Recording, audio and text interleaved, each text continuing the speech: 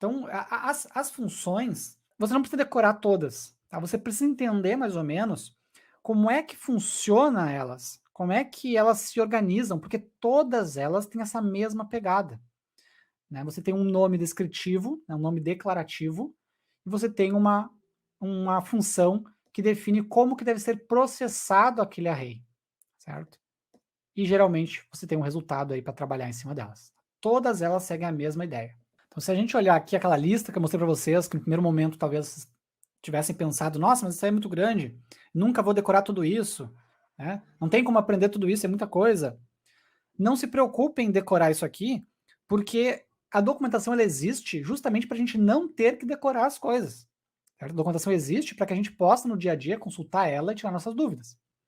Então, sempre que eu vou usar uma função que eu não lembro de cabeça como é que utiliza, eu boto no Google MDN o nome da função, ou MDN array, alguma coisa assim, venho para essa página, né, e procuro aqui para entender como ela funciona, para lembrar de como ela funciona, certo? Porque realmente é muita coisa. Imagina que o array é apenas uma das várias estruturas de dados que vocês têm, não só no JavaScript, como em programação em geral, certo? Então não é esperado que vocês decorem isso aqui, mas sim que vocês entendam como é que utiliza, né?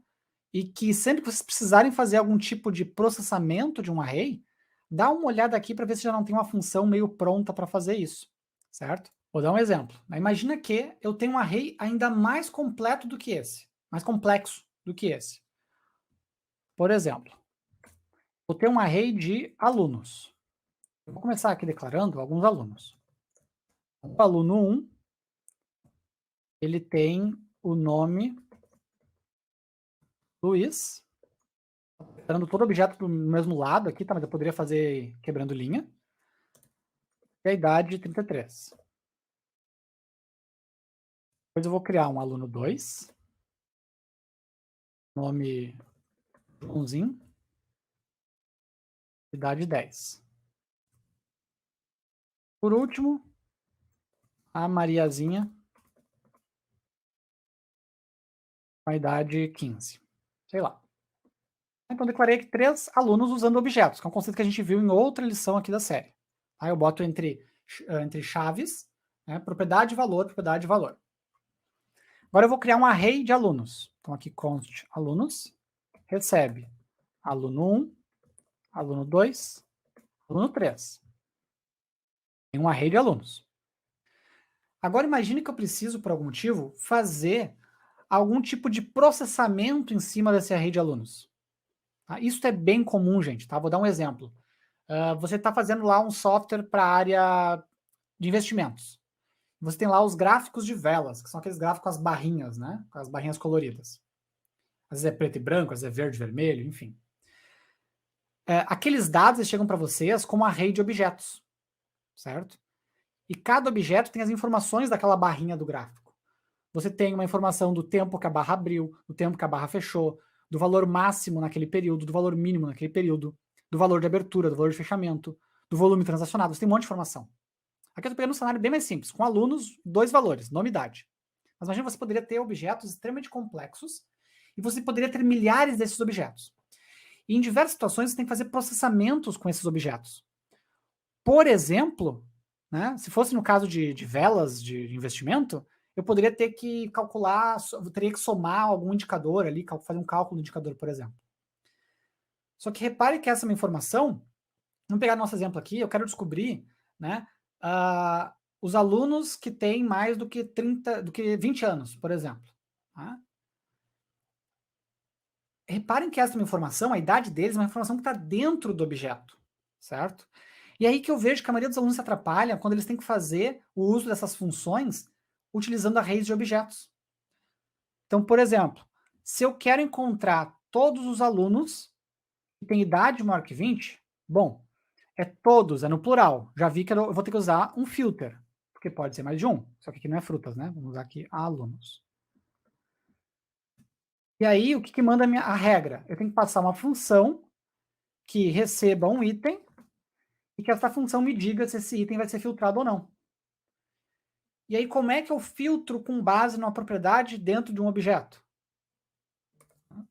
Eu pego o item, Vai ser no momento aluno 1, depois vai ser aluno 2, depois aluno 3, e faço ponto à propriedade que eu quero, a condição que eu quero.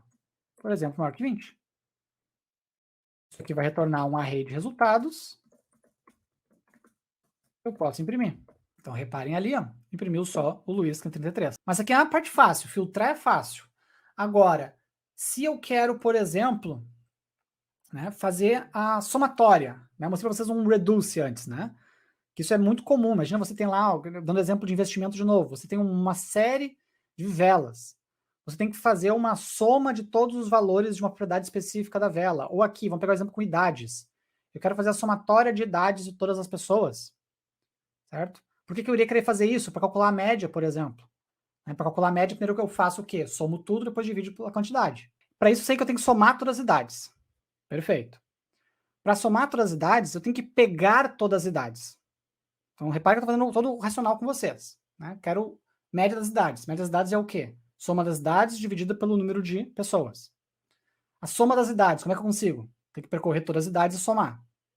Todas as idades, como é que eu consigo? Aí que entra o map. Então, a gente vai declarar aqui um const idades, recebe alunos.map, e aqui dentro eu coloco minha função de mapeamento. Para cada item, o que eu quero mapear?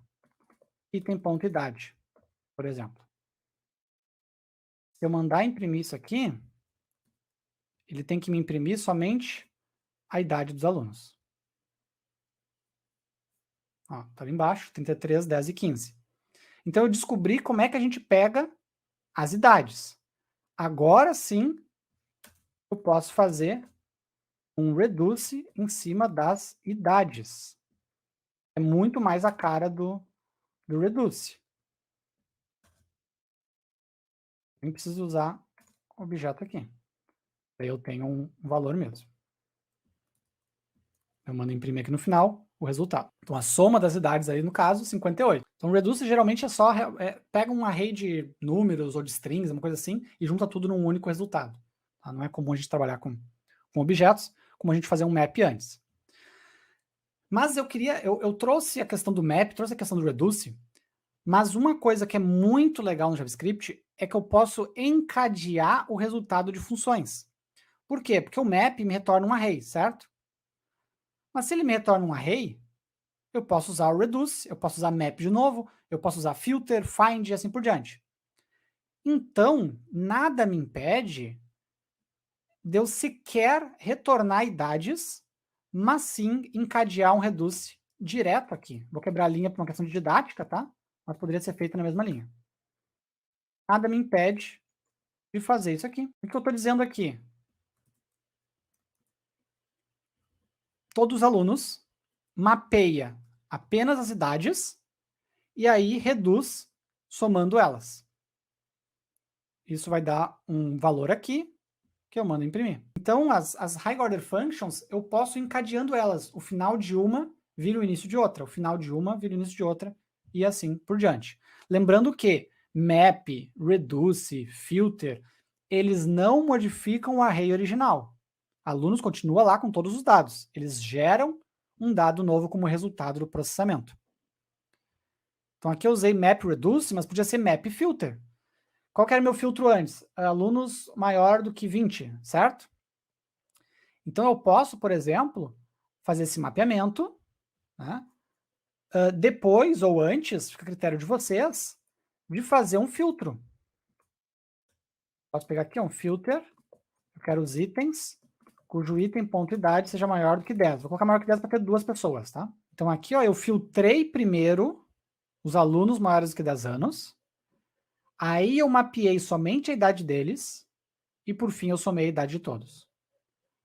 Então aqui deu 48, por quê? Porque os maiores que 10 é o que tem 15 e o que tem 33. Dá 48 a somatória deles. Então, isso aqui não tem limites. Desde que eu continue retornando o array, eu continuo podendo colocar mais funções de alto nível. Claro que o reduce, ele meio que põe um fim nisso, né? Porque o reduce, ele já retorna um único valor no final. Mas o map, o filter, né, essas aí que retornam vários elementos, você consegue ir encadeando um processamento atrás do outro. E, enfim, para terminar o cálculo da média, é só eu dividir o total das idades, né, pelo o número de pessoas no meu array.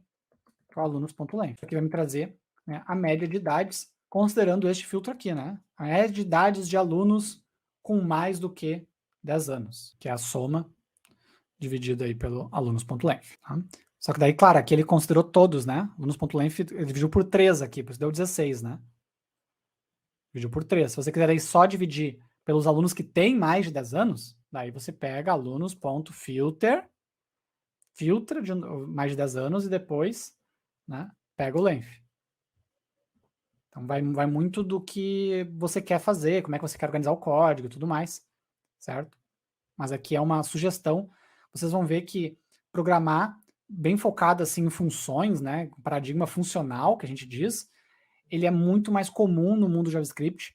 Ele é meio que a regra, ele é meio que o padrão de você programar JavaScript, é utilizando funções, encadeamento de funções, que nem vocês estão vendo aqui. No início é um pouco estranho, então sintam-se bem à vontade de fazer isso aqui bem quebrado, sem problema nenhum. Vocês poderiam colocar aqui, ó, um const resultado. Aí vocês vão fazer o filtro primeiro. Aí com o resultado, vocês fazem o map das idades. Aí com o map das idades, vocês fazem o resultado do somatório, né, a redução. Idades.reduce. Certo? E aí o somatório vocês usariam aqui. Vocês podem fazer assim também, não tem problema nenhum. Mas o bacana é que o JavaScript te permite, né, ser mais direto ao ponto, escrever menos código para ter o resultado que vocês esperam.